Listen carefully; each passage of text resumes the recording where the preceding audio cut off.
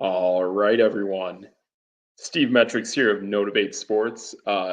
Your boy DJ Triggs. Oh, we are looking real glitchy. Hold up. Let me see what I can do here.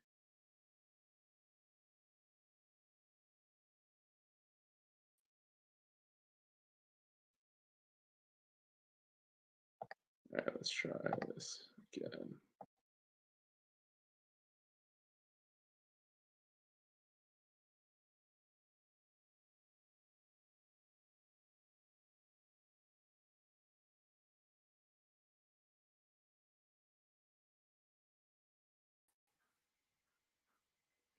All right, everyone.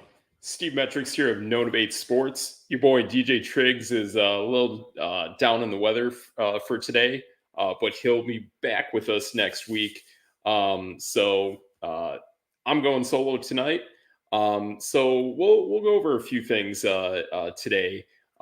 Definitely something going on, especially with some wide receivers in the NFL and how you want to navigate your league with them, as well as some of the players that I think are still really good options that you can get, especially in every single league that's out there. Your boy DJ Triggs and myself, we're in a pretty big league of 24 teams. So we pretty much eat up all of the pretty much 240 players that the top 240 players that are out there.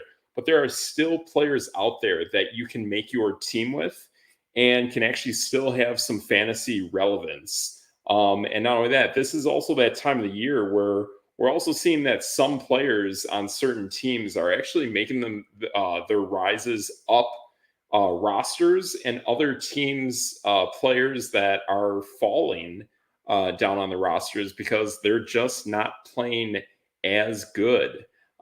There's definitely two that come to my end that, to be honest, are quite high up on the fantasy draft board if you were in round one, and way high up in your picks. So we'll go with that tonight. Um, yeah, so we'll do that. Probably a little bit shorter show tonight.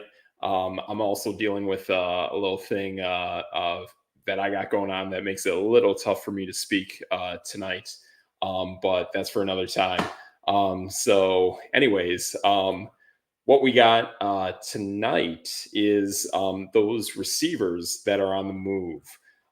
So definitely, obviously, Devontae Adams is the one that's making the big headways and big trade rumors and requests. And there seems to be a few teams that are in the mix. And I think you got to keep an eye out on several different teams, not only for Devontae Adams, but for me, in my opinion, there's about three other wideouts that are on the move. And I think it's going to cause ripple effects in the NFL and for the players on those teams, because now those players are going to lose reps, to be honest. So I think there's probably about a good handful of teams that you can count on that are actually going to have more I guess, more volatility for players that could come in and come out. So obviously, the first one is the New York Jets. They are probably the number one team that is looking at getting Devontae Adams. Obviously, the Aaron Rodgers connection is there. It's the strongest connection. And also, this is a team who really, in the Raiders angle, doesn't have the leverage. So they are going to be more desperate to land a player like his caliber more than any other team. Maybe the Saints tonight. We'll see how that game goes against the Chiefs. But the Saints are obviously in there as well because of the Derek Carr connection to Devontae Adams. So you have those two factors in place. So if you are a New Orleans Saints fantasy player and you're an owner that has either Rashid Shaheed, maybe Alvin Kamara to a degree, and definitely Chris Olave, you bring in Devontae Adams, that changes up that mix, especially on the tight ends. I think all the tight ends definitely get downgraded then, because a guy like Devontae Adams is honestly What we're looking at in No Debate Sports that we're going to analyze in the future is an outside tight end. So a lot of your tight ends in today's game play the slot. But when you get big guys like Devontae Adams, A.J. Brown, DK Metcalf, Terrell Owens back in the day, those guys are honestly outside tight ends. So if you get a guy like Devontae Adams, that takes a lot of attention, and there's very, very few guys who can match up against players that are that special and gifted in both size and speed. So it does make it very interesting for where Devontae Adams could go. A few other teams that you want to keep your eye on, because I think there's about 3 of them as well, including one that's also in the division of the Jets, and that is the Buffalo Bills. I think that would also alleviate some of the stress that's going on Keon Coleman. However, Keon Coleman is stepping up. I mean, for rookies drafted as highly as him and doing what they're doing out of the gates, knowing that they're pretty much getting number 1 coverage day in, day out, what Keontae Coleman is doing is really, really impressive. So I really like that guy. I've always liked him from Florida State to where he is now. But Devontae Adams there is a true possibility that could happen.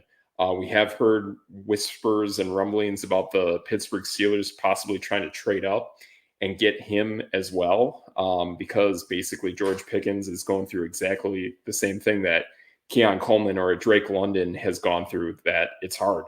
And they honestly, that loss to Deontay Johnson, it hurts. So they need a really good second outside target besides George Pickens. It's basically just George Pickens, Pat Freiermuth, and you get some Najee Harris action out of the backfield. That's their passing game. It's really rough.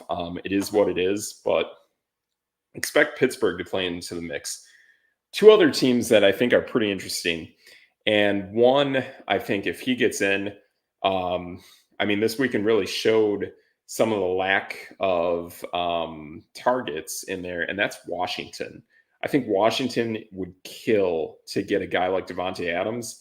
And also, if I'm Devontae Adams, this is a really special team. Washington is easily the NFL's best kept secret. You'll never see them in prime time this year. You'll only see them on NFL Sunday Ticket, NFL Plus, or maybe if you're in a late game window that's on a net or that is in regional coverage, to be honest. So keep an eye on Washington. I think they could really make a play for Devontae Adams. I think it'd be a great spot. I think Devontae would want to go there as well, especially with a passer as talented as Jaden Daniels. The 4th option, I think, is possible. It's not gaining as much traction, but I think a lot of people here in our neck of the woods really looks at it, and that is Minnesota. You bring Devontae Adams into that mix. He's easily going to put that receiving core over the top. That will become immediately the NFL's number 1 receiving core in the league, hands down. Chicago has great pieces. They can definitely make a case for it. And so can Seattle, and so can Carolina. But man, I look at Minnesota, and man, if you have Jordan Addison as like the 3rd target, and you know how explosive and wide open that guy gets, plus bringing back TJ Hawkinson soon, plus Aaron Jones, I really don't know how defensive coordinators are going to focus on stopping that. If you can't go man against that and you have to go zone, it's just not going to work. It forces every defense to essentially go man coverage on those guys. And Devontae Adams, it really takes a lot of guys to deal with a guy that special. So how they would do it, I don't know, but I think Minnesota is totally in play for this. So keep an eye out on that. So that's going on. 3 other teams to me have pretty big high-end wide receivers that I think can be looked at for various teams. One is Amari Cooper. Amari Cooper, he's kind of been traveling around the league, to be honest. He had a nice year in Cleveland last year. This year, not so much. They are clearly taking a step back in Cleveland. However, in Dallas, he did play pretty well. I got to give him credit for that.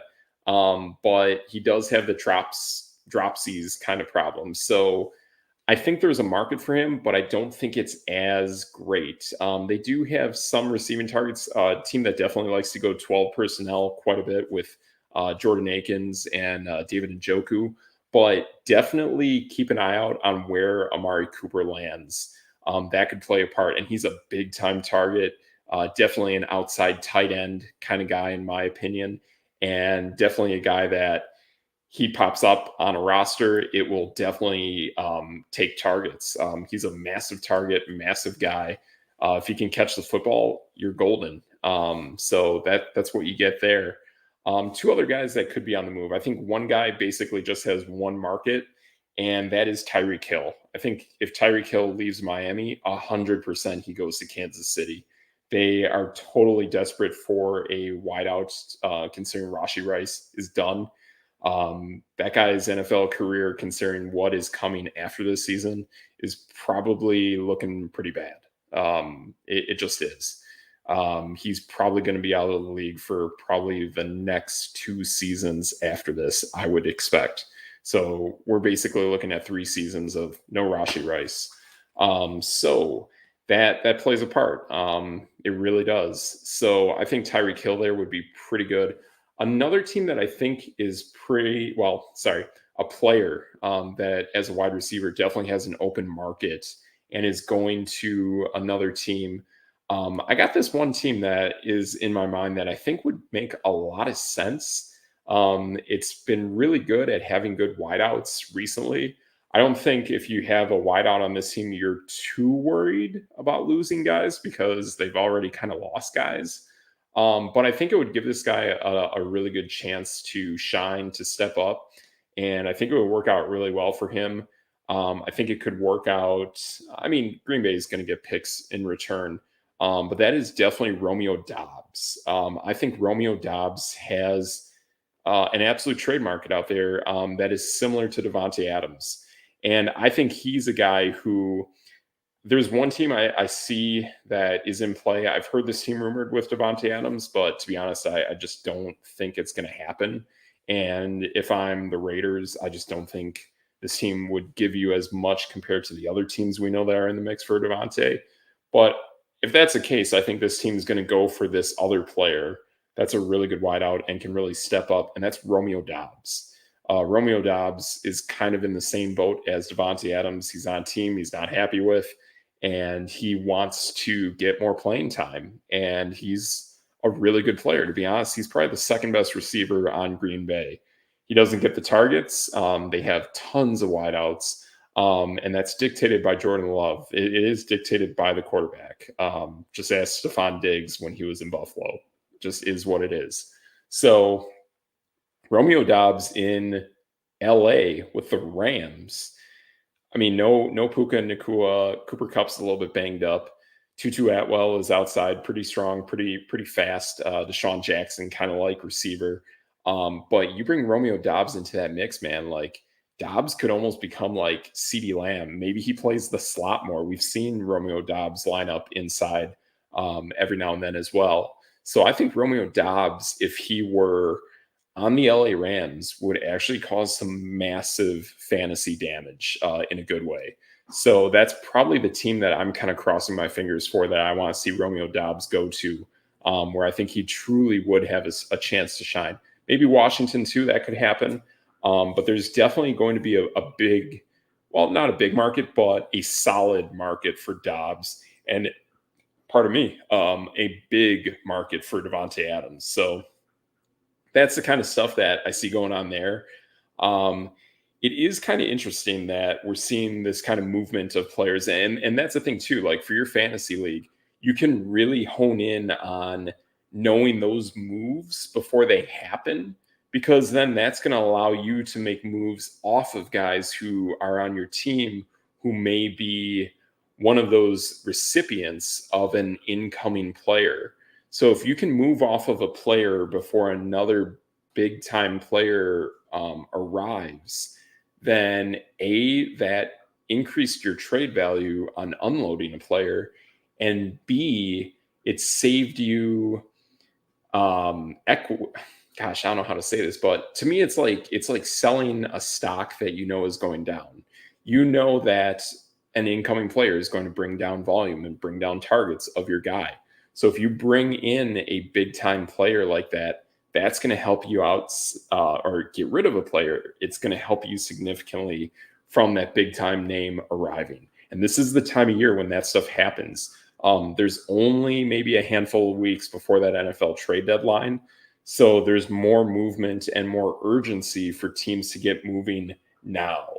So a few, there's definitely 4 players in my mind that have just lost their value.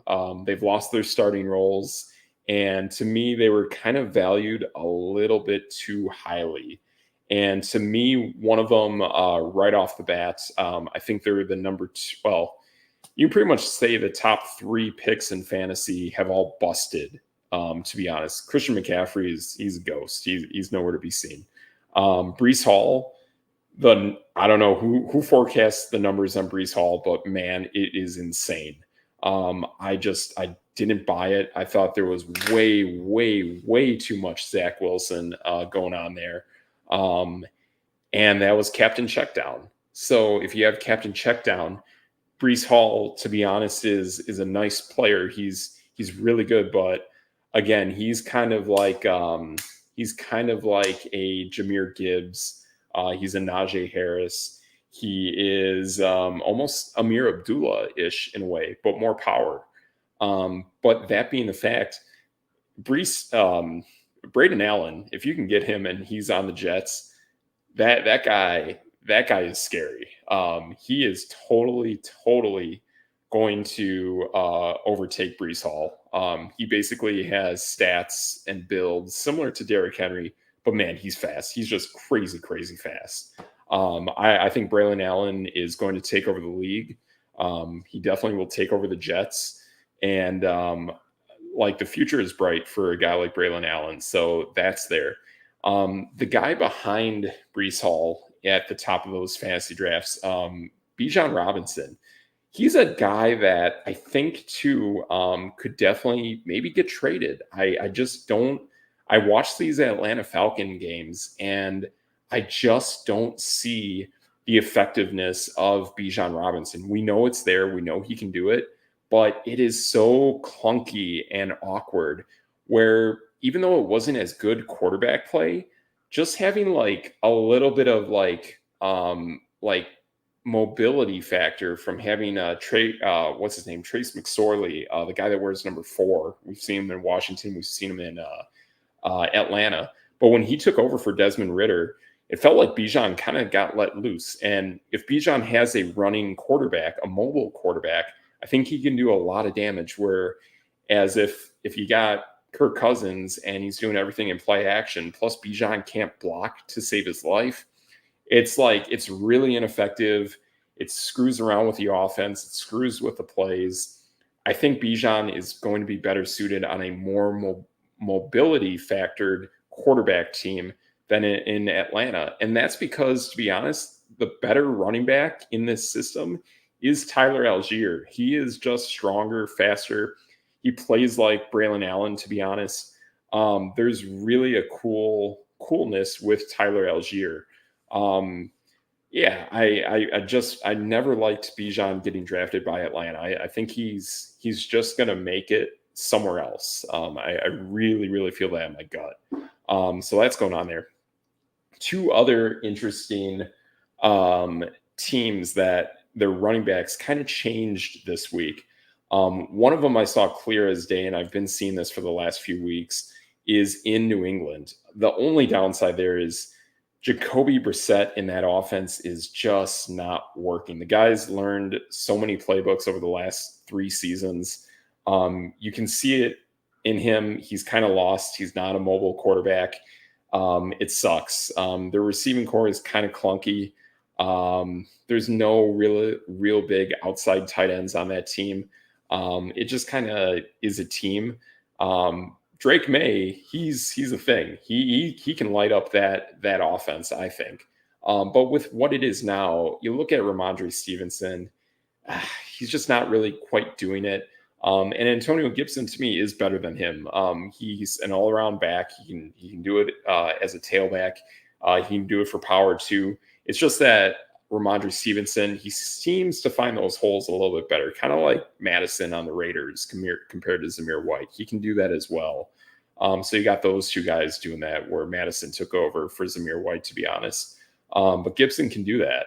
It's just that the fact that the New England offense just doesn't have much momentum makes, in my eyes, both Ramondre and Antonio Gibson unplayable.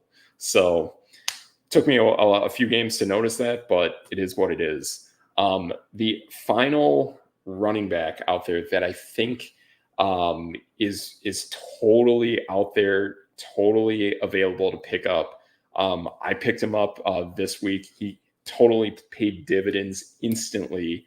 I saw what he did last week in a pretty gritty, tough game against the Texans. And he's gonna be probably the number one pickup, and he is the number one back on the team now, and that is Travis Etienne. The guy can run for power. He can catch a football. He doesn't play the tailback position as well as Travis Etienne, but what he does elsewhere, he is just a monster. And Tank Bigsby is the guy. He's got kind of that attitude like a Braylon Allen, to be honest, with the Jets. I think with Tank, you're getting some real power, especially if you acquired him last week. But he's one of those guys that you just knock on wood and hope that he can stay healthy and make it throughout the year. But Tank Bigsby is totally a guy that you can get. And I think he's awesome. Bye week for him, I'm not totally sure, but I kind of think it's later in the season, if I want to say. But yeah, you got that going for you too. So doing good. Their offense really took off this week in a pretty cool game against Indianapolis. So pretty cool stuff there. So those are kind of the shifty movements that are going on, and the receiving cores that are playing a factor this week. So that's what I think you definitely want to take an eye on for fantasy football. So checking in here, checking some other players that are kind of on the waiver wire. Yeah, I think this is one of those things that, to be honest, there's so many players out there that it's hard to figure out at this point, but they do exist. I think one that I was kind of impressed with that isn't rostered. Well, actually is kind of rostered in a lot of leagues. Maybe he stays there, maybe he doesn't, but I don't know. I kind of liked what I saw out of Javonte Williams, to be honest. This is a guy that has had actually 30 attempts rushing the football over the last week. And he has averaged over 4.5 yards in both games against the Jets and the Raiders. I think Javonte Williams is pretty cool to pick up, honestly. This is an offense that's really starting to find its stride. He's had pretty good showings, and they've played against fairly tough defenses for the run game, and they kind of have that tough schedule kind of coming up too. So the fact that he's doing it against good teams and not so good run defenses kind of tells you that this offense and Sean Payton believes in him. Give Javonte Williams a shot if you can definitely pick him up in your league. I think he's really cool. He's a good player to get. I can tell you from experience and definitely from catching kind of the stat line of the game. I tried him. I tried Olamide Zacchaeus. Man, it's hard to figure out what's going on in Washington. To me, it's kind of similar to Green Bay. You have so many targets. You have a super talented quarterback. It is what it is, but definitely having some tough times with Washington wideouts. So that's a team that I think is going to start figuring out and going to start getting better targets in the future. So we'll see. We'll see what he's got going on here moving forward. So kind of tough. But that's who we got. So I don't know. But yeah, definitely keep an eye out on guys who are possibly on the trade block for the receiving core, and definitely look at those running back rooms and seeing who's moving up in the room and who's moving down. So that's probably your best bet looking forward for the future for your fantasy leagues. So I think that's what we got for today.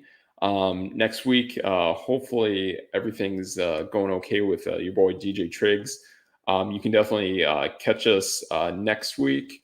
We'll be back here same time, 7 o'clock Central, and you can get us on Instagram, TikTok, Twitter, Facebook, and YouTube. So check those out, and we'll see you next week. So. I'm Steve Metrics. Next week, you'll see your boy DJ Triggs, and that's No Debate.